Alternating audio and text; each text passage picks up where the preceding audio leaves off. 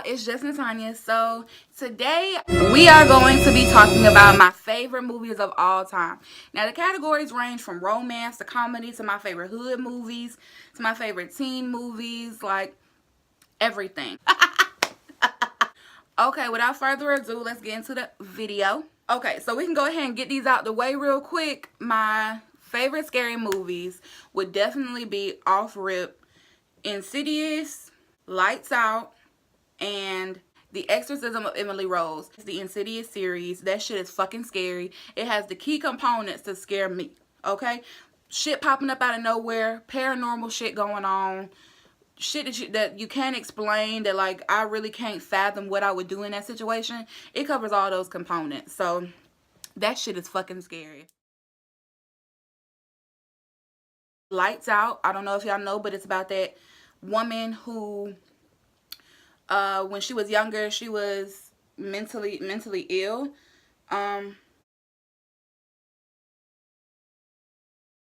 Who, when she was a young girl, she had a friend that got burned to death by these doctors because she had a disease where she couldn't go out in the sun. So she basically lives in the dark. Whew, that has bothered me. Okay, so go to the next one. Go to the next. The Exorcism of Emily Rose is definitely number 3. This movie right here horrified me, like scarred me. I'm getting chills. I didn't even want to go to college, like, because I didn't want to live on like campus when I went to college because of that shit. Like, I do now. It took me a minute to get over it, but when I first seen it, she basically gets possessed when she went off to college. She's a small town girl going off to college, living on campus, and out of nowhere, she was a really sweet girl, and she gets fucking possessed. And by the end of the movie, she eating roaches in the corner and shit, bitch. It is not fucking funny. Like, that shit's scary as hell. Watch with caution. All right, moving on to the better side of things. Some comedy movies that I love so much. Girls Trip. When I tell you, when Girls Trip came out, I seen it with almost every set of my homegirls. Like, you know, you got different homegirls that you hang with. We all went and seen it. Like, and then I actually got to watch it with my mom and my sister, and I love it. Like, I love that movie. That is a timeless movie. I feel like it was perfect. It was perfect timing. A bitch needed that. Like, favorite, one of my top favorites. I could watch it over and over and over again and wouldn't give a fuck. I'm sure you all have heard of it, so I'm not even gonna give, you know, a synopsis, like a full-blown summary, but just a quick little thing that I gotta say about it. Go watch it. I've already talked about this before on my channel, but Sex in the City. Okay, honey, like Sex in the City 2 to be more exact.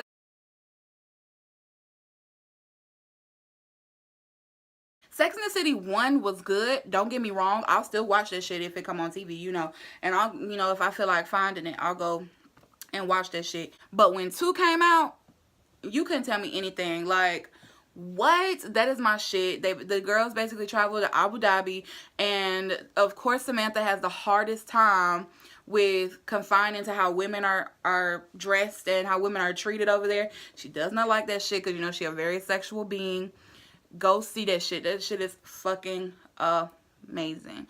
I'm not even sure if it's on Netflix yet, but even if you gotta pay for it, bro, I promise you. And it be coming on the HBO channels too. Like, you won't waste your time, I promise. So these two kind of go hand in hand because they have the same main actor. I'm gonna insert him here with his name because I can't remember him right now, of course. But I fucking love his acting. He is so funny to me. And any movie that has him in it, I know I'm going to laugh. Like, very trustworthy. So, definitely Talladega Nights. Oh my gosh. That's my Shake and Bake, baby. Shake and Bake. That's my shit. It's a racing movie. Y'all should go see it. But it's not just all about racing. And it's definitely not a documentary. It is a comedy. The shit is funny. He basically gets betrayed by his best friend.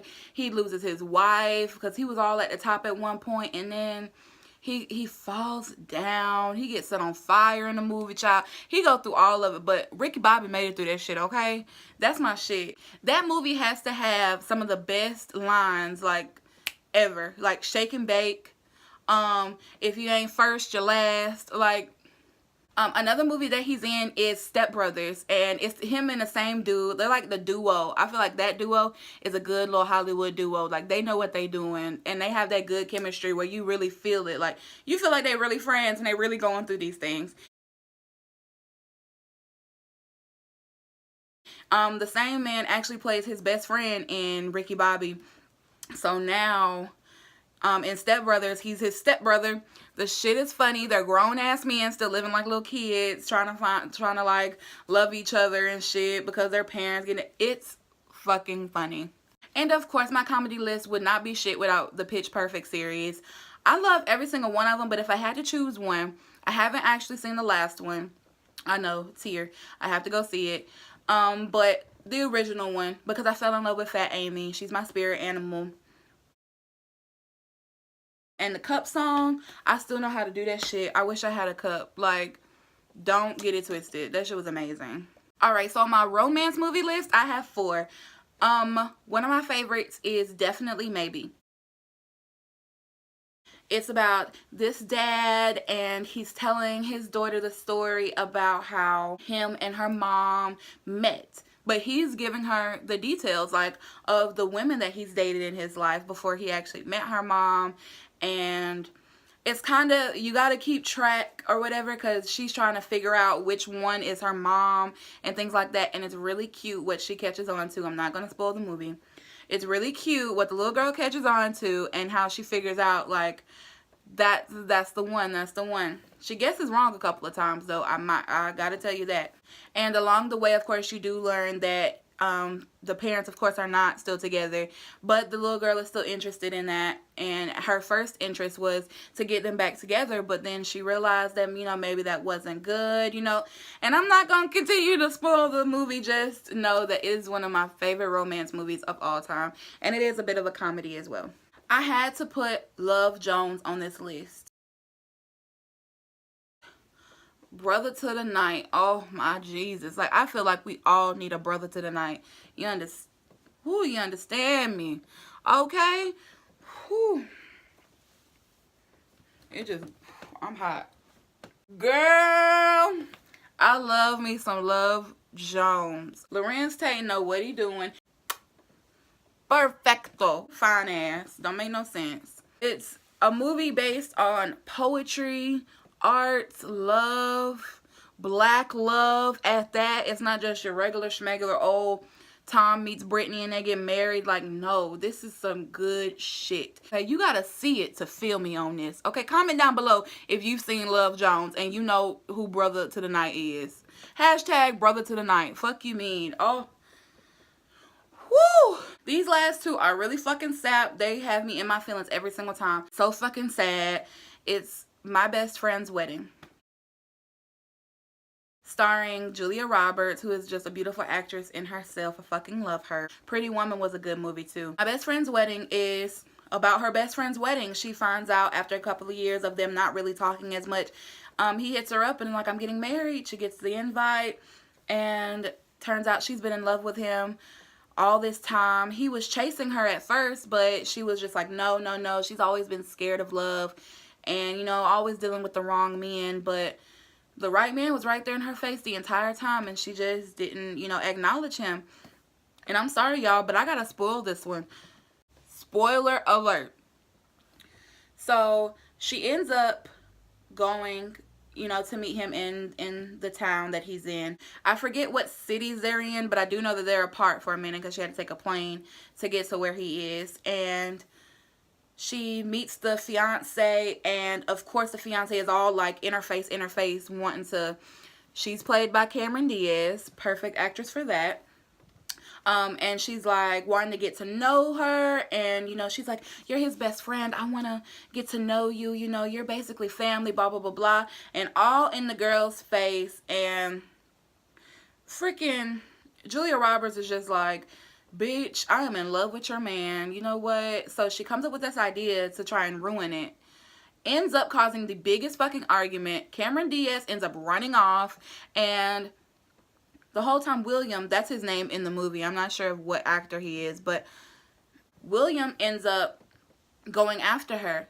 And one of the famous lines from the movie is, Julia Roberts' other like best friend, but he's gay, is telling her in the midst of all this, while she's calling him like, I'm chasing after William, he's chasing after Cameron Diaz, I forgot her name in the movie, and he's like, so let me get this straight, he's chasing after her, yes, and you're chasing after him, yes, who's chasing after you?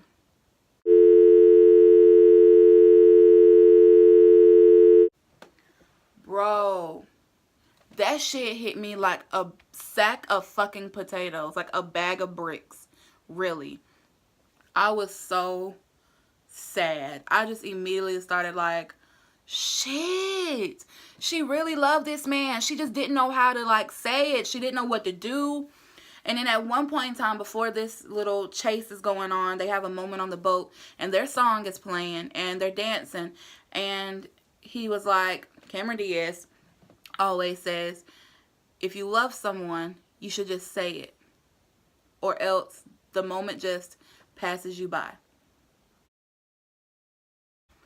And Julia Roberts did not say it. I was like, this is your chance, bitch. She was still scared. She didn't say it. So Cameron Diaz and William end up getting married. Julia Roberts attends the wedding and she sees him off. And before he, you know, when the bride and groom do their little runaway after the whole reception and stuff like that, he comes back and he gives her this hug of almost like, thanks, but I love you still. Like, it's kind of mixed emotions, but he can't just leave Cameron Diaz after she's been going at it. Like, she loves him and she had no problem saying it.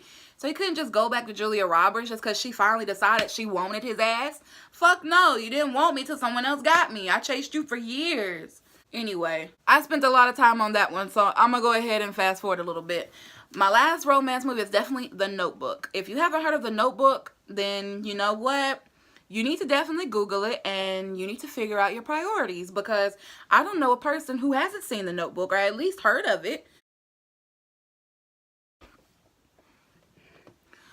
Oh, I was in tears. That is a movie I will say, just like the Titanic, which is the next one on the list. The Titanic, if you ain't seen the Titanic or ain't heard of the Titanic, I really don't know what to do for you. You've lived under a rock and you need to figure it out. I can't watch again ever.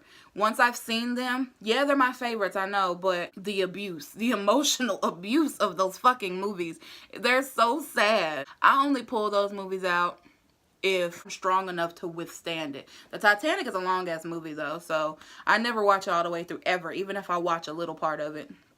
I'll never watch that shit all the way through. The shit's like 3 or 4 hours long. Alright, so this category is really like spunky teen movies, I guess you would say. American Pie, Bring It On, definitely. There's Bring It On Again, Bring It On, All or Nothing, Bring It On, In It to Win It, then Bring It On, Fight to the Finish, and then that 6th one, which is on Netflix. I can't even tell you the name of it. I just wanted to erase it from my memory. Last but definitely not least, these are my favorite hood movies of all time. And if you haven't watched them, I suggest you go watch them right now. The Wood. The Wood is so underrated. When I hear people talking about, you know, their favorite hood movies, blah, blah, blah, starring, you know, the fine as black actors of Hollywood, whew, The Wood always seems to get left out. I don't understand why. Every single Friday there is, I fucking love. Friday, Friday after next, next Friday. The culture needs it. We need another Friday, and then I think I'll be done. And if you haven't seen Baby Boy, this is what I need you to do. Lift your little rock up, come out, and watch Baby Boy. BET plays it almost every weekend. Damn near, it seems. Like, Snoop Dogg was looking his best in that movie. I tell you that much. He wasn't shit in the movie, I will warn you, but he was definitely looking his best. Okay? Okay. Alright, y'all. So that about does it for my favorite movies of all time.